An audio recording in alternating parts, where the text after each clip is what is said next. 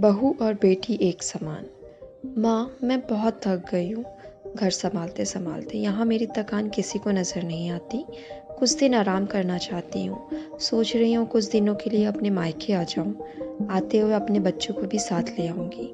वे वहीं से स्कूल चले जाएंगे। आखिर एक ही शहर में ससुराल और मायका होने का कुछ तो फ़ायदा मिले। सुरभि फ़ोन पर अपनी माँ से कहा। मीरा जी ने दूसरी तरफ से कहा, हाँ बेटा, जब तेरी इच्छा हो आ जाना, आखिर ये तेरा भी तो घर है। ठीक है माँ, तो मैं कल ही आ जाऊंगी। सुरभि खुश हो बोली। हाँ बेटा, कल आ जाओ, मैं तुम्हारा इंतज़ार करूंगी। अभी मैं फ़ोन रखती हूँ, मुझे मंदिर भी जाना है। मीरा जी ने फ़ोन रख दिया और सीधे किचन में गई। किचन में खाना बना रही बहू से बोली, अरे अनुश्री सुनो, कल तुम्हारी ननंद आ रही है। आज बाजार जाकर फल सब्जी मिठाइयाँ लेकर आना। आपकी बेटी तो जब मन में आता है तब आ जाती है, लेकिन मैं 1 साल से एक बार ही अपनी माँ के पास जाती हूँ, तब भी आपको प्रॉब्लम होती है। मैं भी इंसान हूँ, मेरा भी मन है। मुझे भी लगता है अपने माँ के पास जाकर थोड़ा आराम करूँ, सुख दुख की 2-4 बातें करूं, अपना मन हल्का करूं।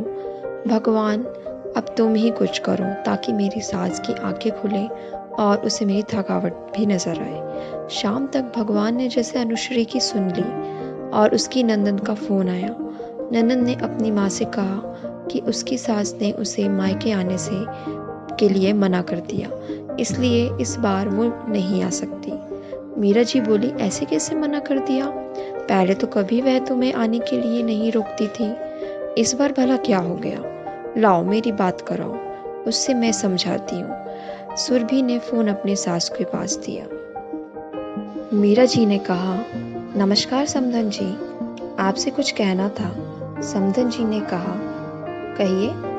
दरअसल सुरभि कल त्योहार है, इसलिए अपने मायके आना चाहती है। अगर आप उसे भेज दे तो अच्छा रहेगा। सुरभि की सास ने कहा, देखिए समधन जी, आपकी बेटी मायके जा कर रहे, इस बात के लिए हमें उससे कभी नहीं रोका और इस बात से हमें कोई प्रॉब्लम है भी नहीं। कुछ दिनों पहले मैं अपने रिश्तेदारों के यहाँ शादी में गई थी। वहाँ आपकी बहू अनुश्रू की माताजी से मिलने का मौका मिला। उनसे गपशप करने के दौरान उनकी बातों से पता चला कि अनुश्री को साल में एक ही बार अपने मायके जाने मिलता है और वह भी बहुत कम समय के लिए। मुझे लगता है आपको पहले उसे मायके भेज देना चाहिए और वह जब मायके होकर आ जाएगी तो मैं सुरभि को आपके पास भेज दूंगी। एक बहुत ज़रूरी बात जो मुझे लगता है आपको समझ लेनी चाहिए कि आपको अपनी बहू को भी बेटी की तरह या बेटी से भी ज़्यादा प्यार देना चाहिए। उसे भी मायके जाने की इच्छा होती होगी। हो सकता है सुरभि के वहाँ आने से उसकी आओ भगत करने के लिए आप उसे उसके मायके नहीं भेजती होंगी, या फिर वह आपसे कुछ कहने से अभी भी डरती होगी। अगर आप उसको घर में ही कैद रखोगी तो एक दिन ऐसा आएगा जब वह आपके खिलाफ बोलने लगेगी, फिर वह आपकी सुनेगी भी नहीं और जब चाहे तब अपने मायके जाएगी। ऐसी परिस्थिति आए, इससे अच्छा है कि आप ही कुछ बदलाव अमल में ले आए, जिससे आपका रिश्ता और रिश्ते की मिठास खराब ना हो।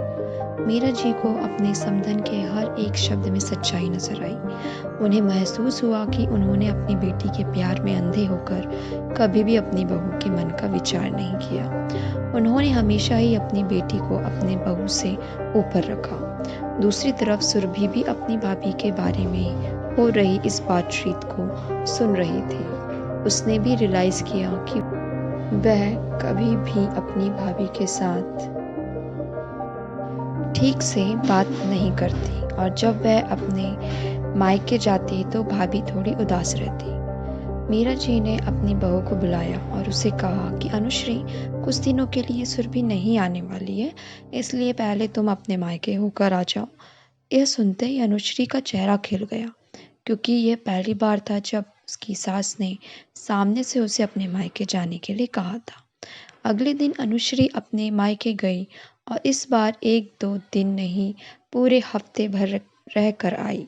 अपने माँ बाप से, अपने रिश्तेदारों से मिलकर आई और जब वह लौट कर आई तो उसका चेहरा खिला हुआ था, उसकी आंखें चमक रही थी।